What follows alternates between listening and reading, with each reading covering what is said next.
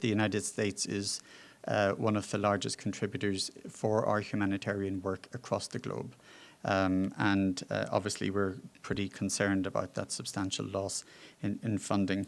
With respect to the amount of lives that are impacted by this, again, if I just take the example of Afghanistan, between 2025 and 2028, we estimate that the absence of US support will result in 1,200 additional maternal deaths and 109,000 additional unintended pregnancies.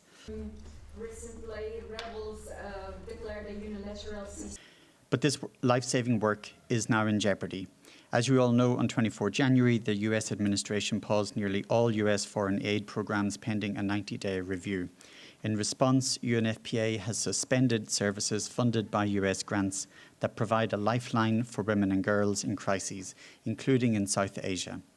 As UNFPA's regional director for Asia and the Pacific, I am deeply concerned that millions of women and girls now face life-threatening risks due to the lack of access to UNFPA's crucial services across Afghanistan, Bangladesh and Pakistan. Eradicating this vicious human rights violation is urgent and it is possible. Female genital mutilation history and ensure a brighter, healthier. We read this news report, but we haven't seen or received any official communication in this regard, so therefore we cannot comment on something that we haven't seen so far.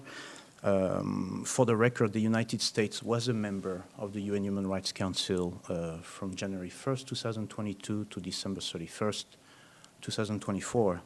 And since January 1st, 2025, the United States automatically became an observer state of the Human Rights Council, like any of the 193 UN member states that are not council members.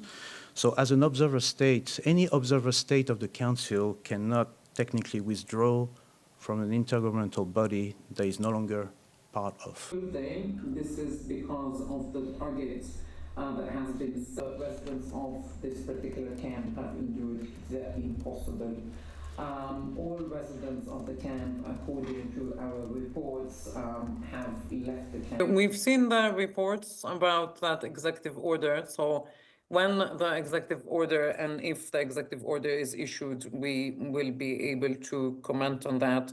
Having said that, the financial health of UNRWA is very, very bad. It got worse over the past few months and expected to continue to worsen. Like northern Gaza. What needs to happen, we continue to call. Next speakers, I just wanted to read you. Well, you can look it up in OECD, and you can see what percentage, normally it's calculated as percentage of GNI, of that income is spent on international aid, including humanitarian aid. And that will give you an indication of what is the proportion of the wealth, if you like, or the economy of any country that is given to humanitarian aid. I think that is a good indicator of generosity, is it not? And there you will see where the US sits on that list. Reports of rape and exploitation becoming tragically routine. There is a state of confusion, to be frank. Mind you, this is not the UN creating confusion, okay? This is the US administration creating the confusion for us because we are getting not very detailed instructions of what is supposed to go and what is supposed to not go. Second part of the question, Nina? Hey, hold me! Yeah, especially for the weddings and